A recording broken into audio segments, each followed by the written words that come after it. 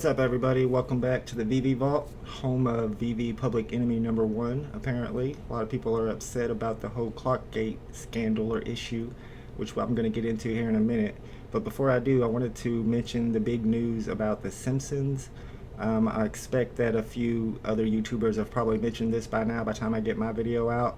But somebody had mentioned that this picture in the background of this Vault video that was released, it was really blurry, but it looked like the three-eyed fish from The Simpsons, and I saw somebody mention that, and to me it looked like they were really stretching. Somebody else said it looked like Patrick from SpongeBob, and I didn't think it was real, so I didn't pay much attention to it. But then when I woke up this morning and I looked at Discord, I noticed that Slumberjack, one of the guys that's been in there for a long time and a big NFT collector, did some research on this theory, and he actually found the original Matt Gundak painting, and I guess Gundak does a lot of these types of paintings for The Simpsons, and it matches exactly. So from that, I think it's pretty safe to assume that this NFT has already been created, so that license has already been secured, and I could be wrong, but to me this seems like confirmation that The Simpsons is coming to VeVe, at least in the form of 2D artwork, probably, maybe, and maybe some Bart Simpsons, some Lisa Simpsons.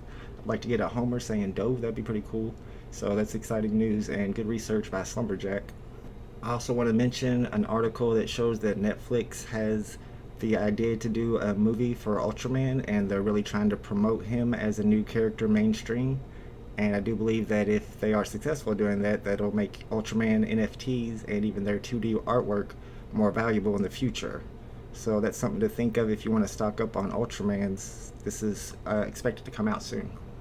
One more thing I wanted to mention today is somewhat of a trick that I've been hearing about. Some people haven't gotten the last update or two from VeVe app, and I think some of them were soft updates where they didn't force you to update. You had to go to for Android, you had to go to the Google Play Store and update that way.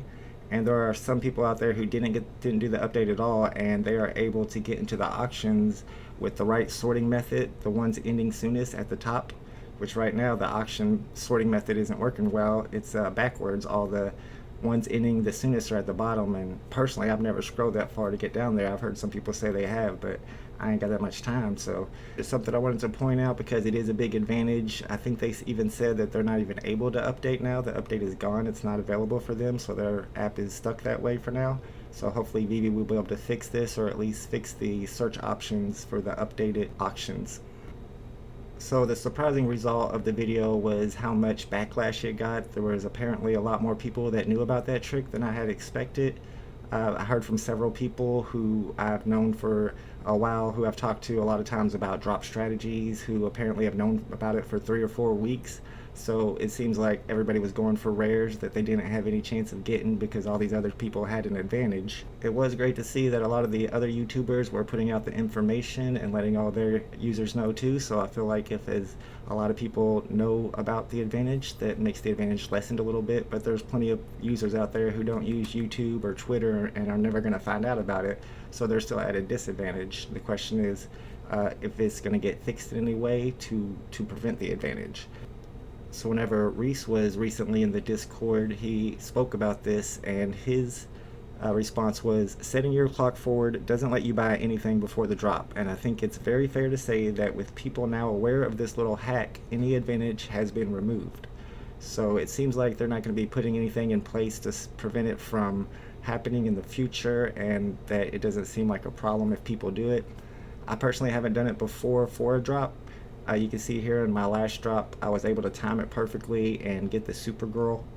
But you can see here from the timestamp, even though I was able to time the drop really well without using the exploit and get the Supergirl, the timestamp says that I purchased it at 11 o'clock and 17 seconds, and my serial number is in the 3,400 range. So there's only 3,800 editions, and that's how quick they were selling out.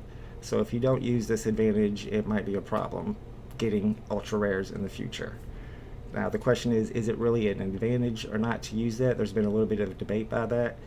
Some people say it's not a big advantage because you can have the buy now button up and still not get the ultra rare, and that's definitely true. But I do think it's an advantage because you're in that page earlier, you're bypassing a loading screen, and you're able to click that button even a couple seconds before the drop starts, because it puts you in the attempting to reserve queue, and although that queue isn't open yet until the drop starts, you still have a 2 or 3 second delay as you're in there. So I'm sure people have been starting the drop with the button already up a few seconds before the drop starts and getting really low serial numbers. So I think it's only fair that we all do it, and that's just my feeling about it. I don't think it would be hard to fix if they just put the buy now buttons up for all of the items on drop day. The only disadvantage that you would be able to see the items before you purchased them before the drop began, but at least that takes care of the advantage. Alright guys, I just wanted to follow up on my last video since it caused a little bit of controversy and just let you know where we stand on it. I hope that everything gets sorted out and that I'm not hated too much by the community for putting that information out there. If you think about drops like Dragon Girl, where there was only 888 ultra rares and they were selling for like $800 to $1,000, it's kind of sad to think that we were all going for ultra rares and had no chance of getting them, and we missed out on all that money, and we even missed out on rares probably because we were going for ultra rares that we didn't have a chance to get. So that's kind of my thinking behind of why we need to even out or make it more of a fair playing field. So I hope everybody enjoyed this video, and I hope you guys have a great week. See y'all next time.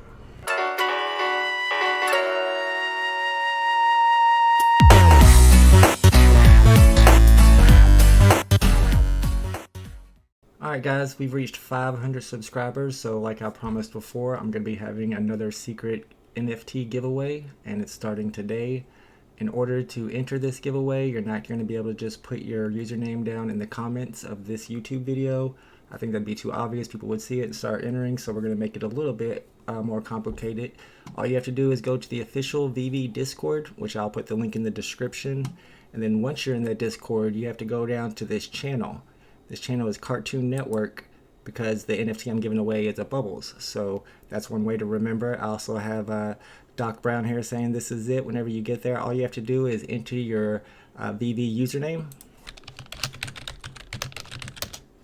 And on Wednesday, I'm going to come in here and collect all the usernames and put them into a randomizer and give the winner the Bubbles NFT. Sorry, my kid's loud. So I will put out the video on Wednesday showing whoever the winner is and showing me sending them the Bubbles NFT. So if you'd like to enter this secret giveaway, all you got to do is go to the official VeVe Discord, click into the Cartoon Network channel, and enter your VeVe username. Good luck, and thank you everybody for subscribing.